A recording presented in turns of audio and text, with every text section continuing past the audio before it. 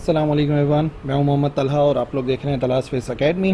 Secondary chemistry का एक lecture cover कर रहे हैं। सेकेंडरी केमिस्ट्री में हमारा chapter number 3 S block elements continue है और आज का जो लेक्चर होने वाला है वो सेकंड लेक्चर होगा हमारे एस ब्लॉक के एलिमेंट्स में। लास्ट लेक्चर के अंदर हमने उनका इंट्रोडक्शन कवर किया था और आज उसी को आगे बढ़ाएंगे और देखेंगे group trends in alkali and alkaline earth metals, यानी कि एस ब्लॉक एलिमेंट्स के जो ग्रुप ट्रेंड्स हैं उनको डील करेंगे।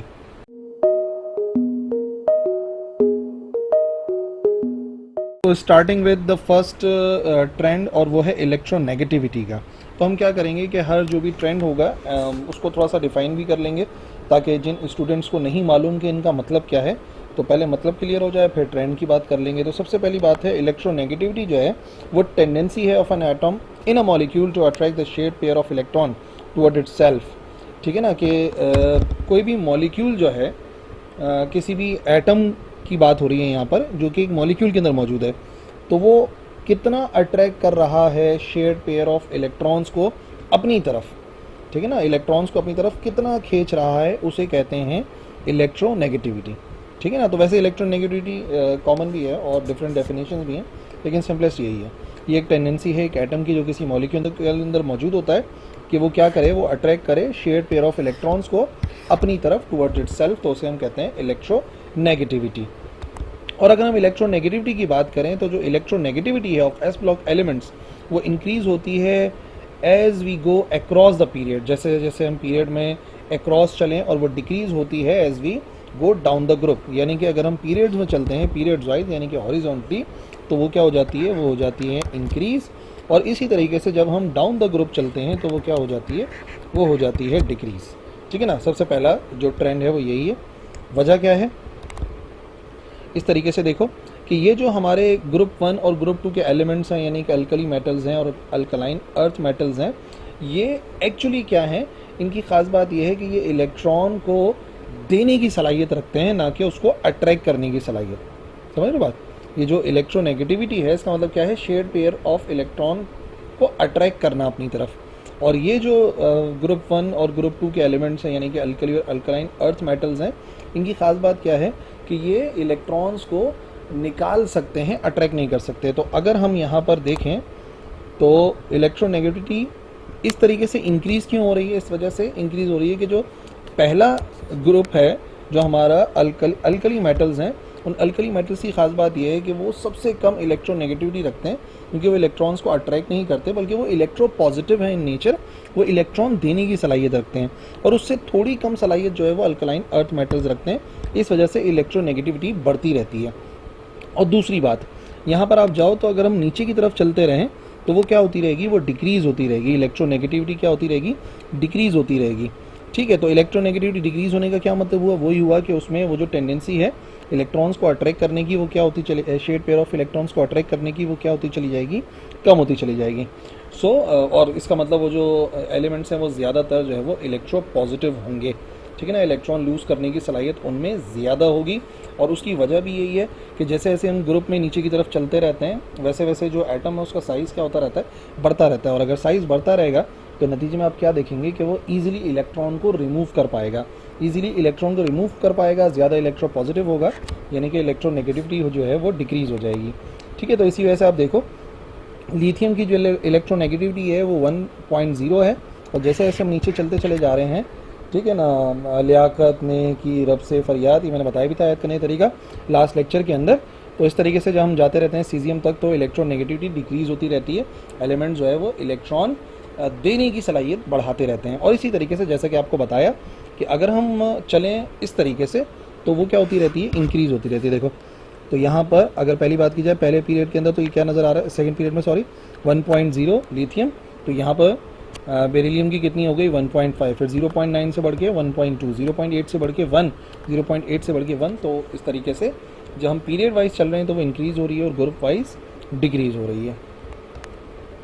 Second one, ionisation potential. What is ionisation potential? Ionisation potential या आयनाइजेशन एनर्जी एक्चुअली रिप्रेजेंट करती है मिनिमम एनर्जी, कम से कम energy required to remove an electron from the gaseous isolated atom.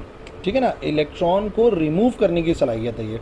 इससे पहले मैंने आपको क्या बताया, इससे पहले मैंने आपको इलेक्ट्रोनेगेटिविटी बताया, इलेक्ट्रॉन को अट्रैक्ट करने की सलाहियत, और ये है इलेक्ट्रॉन को रिमूव करने की सलाहियत, मिनिमम एनर्जी, जो सबसे कम एनर्जी होती है उसे आयनाइजेशन पोटेंशियल कहते हैं।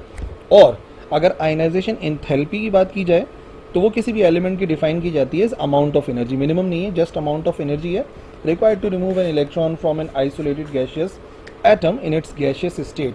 सो minimum energy is ionization potential, और जो चेंज ऑफ एनर्जी आता है उसे कहते हैं आयनाइजेशन एंथैल्पी, क्योंकि इसके ट्रेंड को भी डिस्कस करने वाले हैं। तो याद रखिए ट्रेंड क्या है कि जो पहली आयनाइजेशन एंथैल्पी होती है, यानी कि पहला जो इलेक्ट्रॉन रिमूव होता है, ठीक है ना, वो कम होता है, वो एनर्जी कम होती है, कम एनर्जी की ज़रूरत होती है corresponding alkaline earth metals because of extra nuclear proton. ठीक है ना। अब बात सारी ये है कि जो अल्कलाइन अर्थ मेटल्स हैं, अल्कलाइन अर्थ मेटल्स के अंदर जो प्रोटॉन की तादाद है वो ज़्यादा होती है न्यूक्लियस में।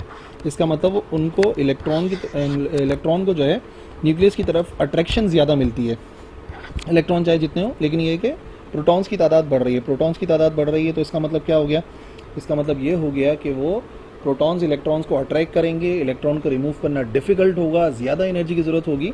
तो इसका मतलब जो आयनाइजेशन पोटेंशियल है वो ज़्यादा होगा अल्कलाइन अर्थ मेटल का, जबकि जो अल्कली मेटल्स हैं उनकी जो वैल्यू होती है वो कम होती है।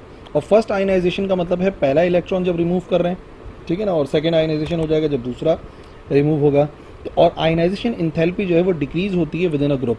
जैसे हम ग्रुप में नीचे की तरफ चलते रहते हैं, जैसे हम ग्रुप में नीचे की तरफ चलते रहते हैं, वैसे ही आयनाइजेशन एंथैल्पी डिक्रीज़ होती है, यानी कि कम अमाउंट ऑफ एनर्जी चाहिए। फिर मैंने आपको बताया कि अगर साइज़ की बात की जाए तो आप देखोगे कि जो ऊपर सबसे पहला वाला जो इलेक्ट्रॉन एटम आ रहा है लिथियम का, उसका साइज़ इतना है, तो नीचे आते आते जो साइज़ होता है वो बढ़ता रहता है। साइज़ बढ़ने का मतलब क्या हो गया, साइज़ बढ़ने का मतलब ये हो गया, ग्रुप वाइज चल रहा है ना, कि इलेक्ट्रॉन को रिमूव करना आसान है क्योंकि यहाँ पे अट्रैक्शन कम होती रहेगी, चार्जेस के दरमियान का फासला बढ़ गया, अट्रैक्शन कम हो गई, अट्रैक्शन कम हो गई, इलेक्ट्रॉन को रिमूव करना आसान है। इट मीन्स कम एनर्जी की ज़रूरत है। इस वजह से हम कह रहे हैं कि आयनाइजेशन एंथैल्पी जो है वो डिक्रीज़ हो जाती है विद इन अ ग्रुप।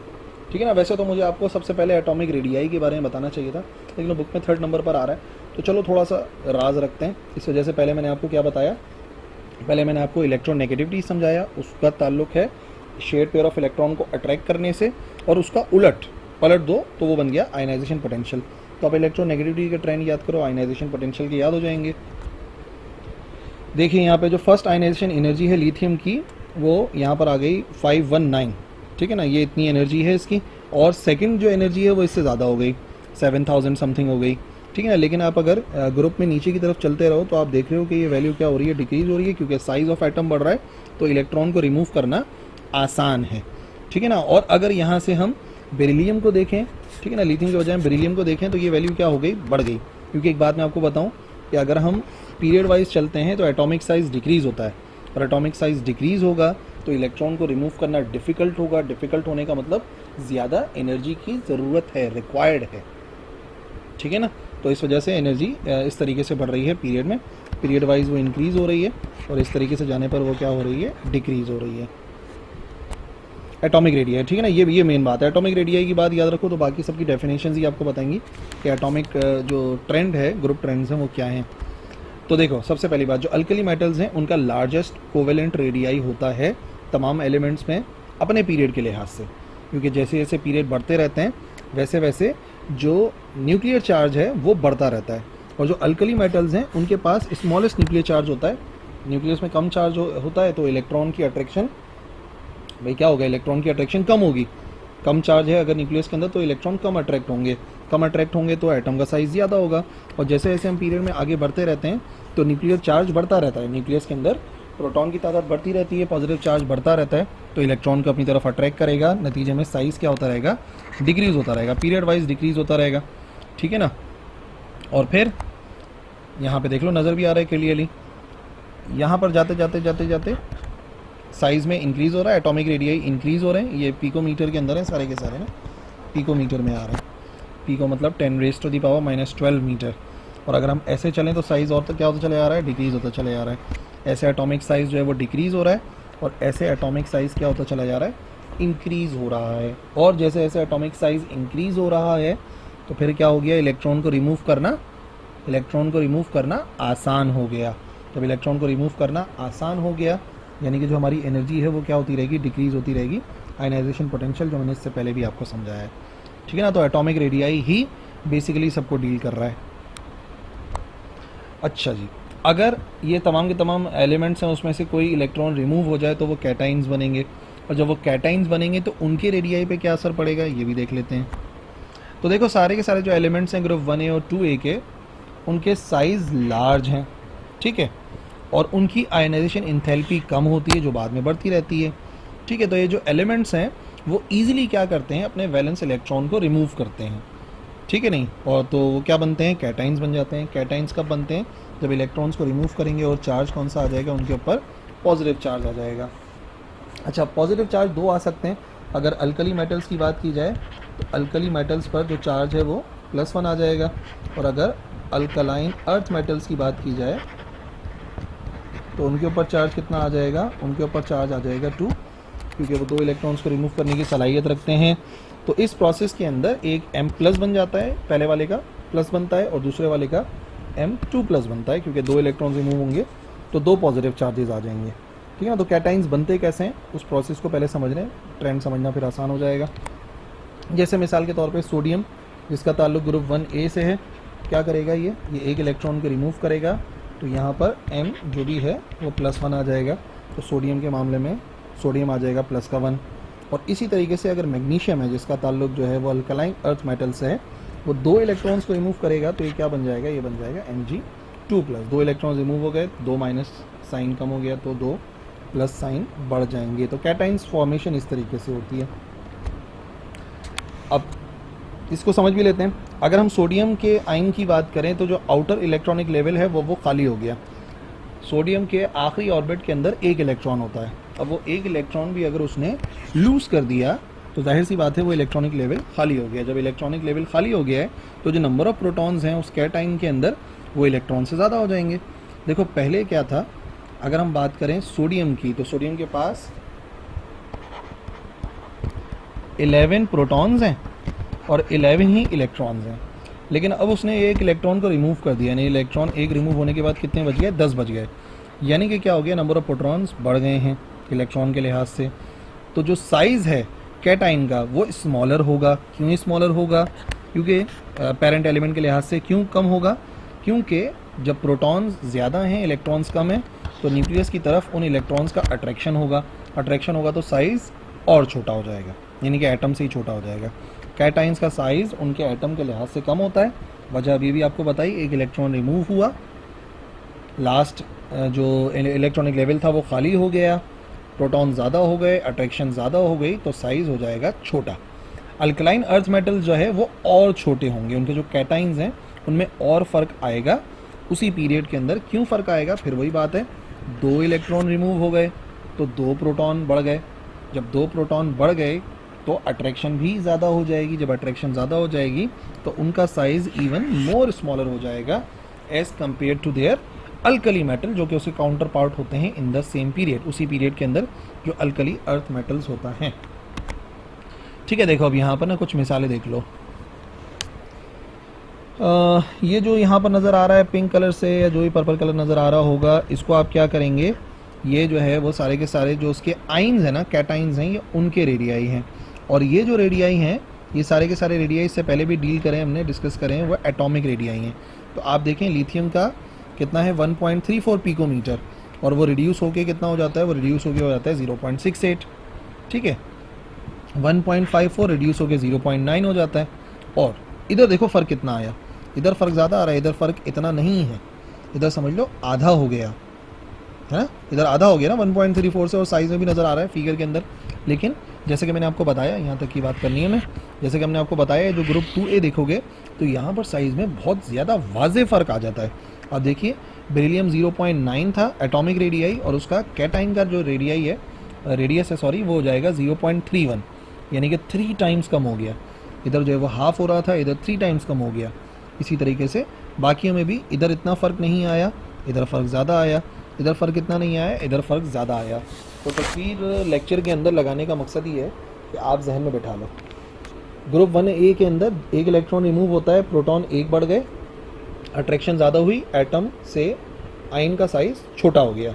यहाँ पे ग्रुप 2A के अंदर 2 इलेक्ट्रॉन रिमूव हुए, तो इलेक्ट्रॉन रिमूव होते हैं तो 2 प्रोटॉन बढ़ गए, 2 प्रोटॉन बढ़ गए तो एटम का साइज और छोटा हो जाएगा।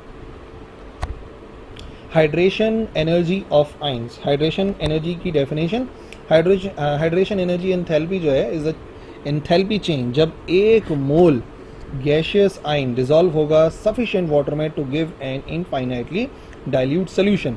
ठीक है ना, 1 मोल जो भी गैशियस आइन है वो अगर डिजॉल्व हो जाए पानी में और इनफाइनाइटली डाइल्यूट सोल्यूशन दे दे तो उसे हम कहते हैं हाइड्रेशन एंथैल्पी, यानी कितनी एनर्जी का फ़र्क आएगा जब ऐसा कुछ काम होगा। ठीक है, हाइड्रेशन एनर्जी की अगर बात की जाए तो हमें पता है कि जैसे आयनिक साइज एलिमेंट का इंक्रीज़ होता रहता है, ठीक है ना, एलिमेंट साइज जैसे जैसे इंक्रीज़ होता रहेगा तो हाइड्रेशन एंथैल्पी डिक्रीज़ होती रहेगी। और इसी तरीके से जैसे स्मॉलर साइज होगा आयन का तो हाइड्रेशन एंथैल्पी ज़्यादा होगी एटम के लिहाज से। वजह क्या है? क्योंकि वो ज़्यादा अकोमोडेट कर पाएगा नंबर ऑफ वाटर मॉलिक्यूल्स को around it due to high charge radius ratio. असल में यहाँ पर जो सारी बात होती है वो होती है चार्ज और रेडियस के रेशो के। अगर चार्ज ज़्यादा हो रेडियस कम हो तो ये रेशो ज़्यादा होगा, रेशो ज़्यादा होगा तो नतीजे में देखेंगे कि वो ज़्यादा अकोमोडेट कर पाएगा वाटर मॉलिक्यूल्स को। इस वजह से हम इसको डायरेक्टली रिलेट कर देते हैं आयनिक साइज से। अब अगर आपको आयनिक साइज का ट्रेंड पता है तो आप इसका ट्रेंड भी याद कर लोगे।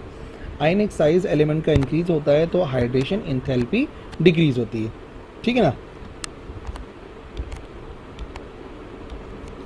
यहीं से समझ लो। नीचे जाते जाते जो रेडियस है वो क्या हो रहा है, साइज क्या हो रहा है, रेडियस बढ़ रहा है, रेडियस इंक्रीज हो रहा है।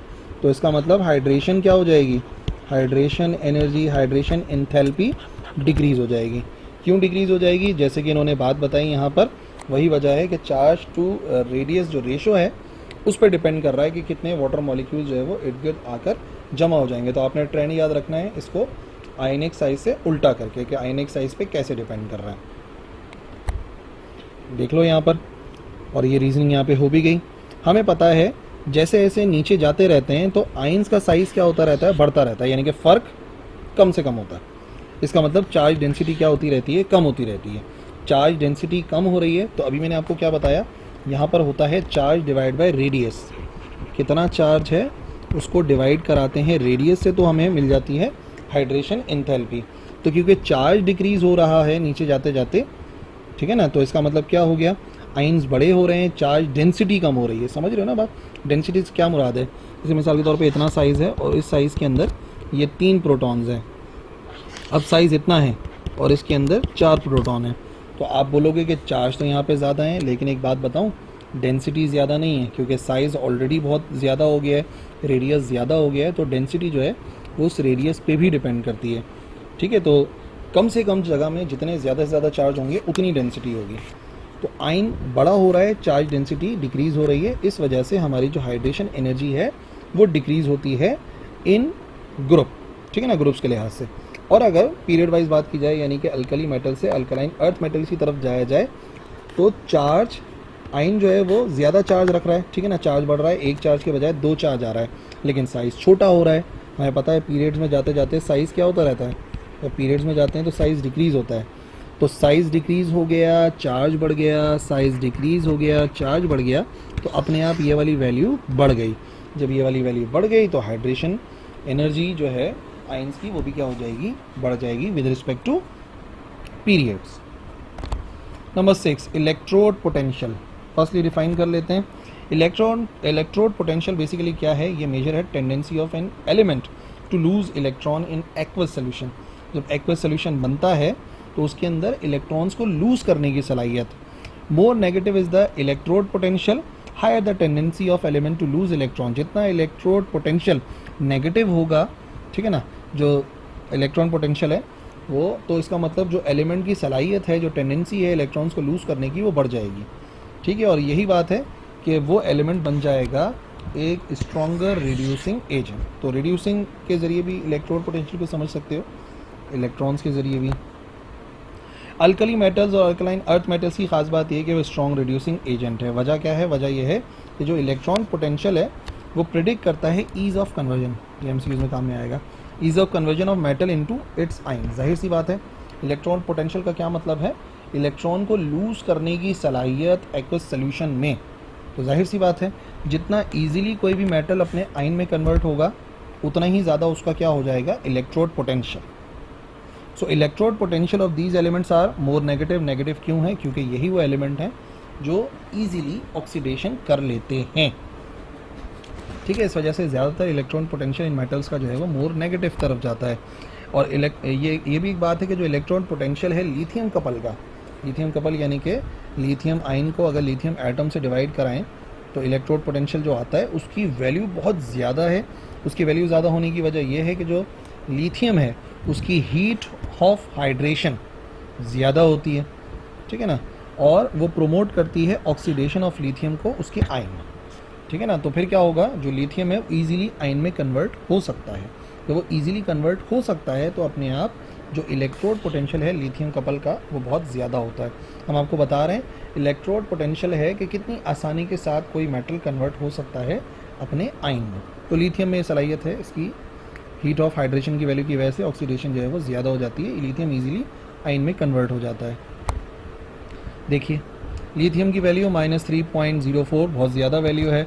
फिर ये वैल्यू सीजियम में डिक्रीज़ हो रही है, रुबीडियम में तकरीबन उतनी ही है। पोटेशियम की बात की जाए, सोडियम की बात की जाए तो कम है। सबसे जो ज़्यादा वैल्यू है बेसिकली आपको मिलेगी लिथियम में, क्योंकि लिथियम की हीट ऑफ हाइड्रेशन ज़्यादा है, वो ईजिली इलेक्ट्रॉन को रिमूव करने की सलाहियत रखता है, उसकी टेंडेंसी जो है वो ज़्यादा है। सातवां जो है वो तीन चीज़ों को एक साथ डील करेंगे, डेंसिटी, मेल्टिंग पॉइंट और बॉइलिंग पॉइंट को। डेंसिटी की बात करें तो density, melting point, boiling point substance के डिपेंड करते हैं इंटरमॉलिक्यूलर अट्रैक्शन पे, कि वो जो पार्टिकल्स हैं उनमें कितनी ज़्यादा अट्रैक्शन है।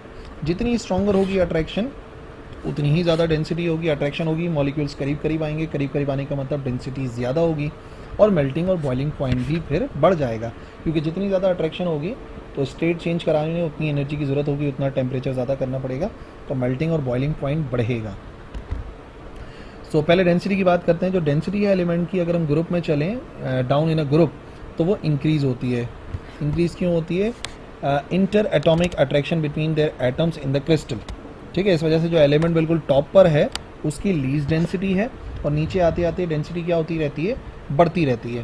तो अगर डेंसिटी बढ़ रही है, ठीक है, तो अगर डेंसिटी बढ़ रही है तो बाकी बातों का तो आप अंदाज़ा लगा सकते हो, ठीक है ना।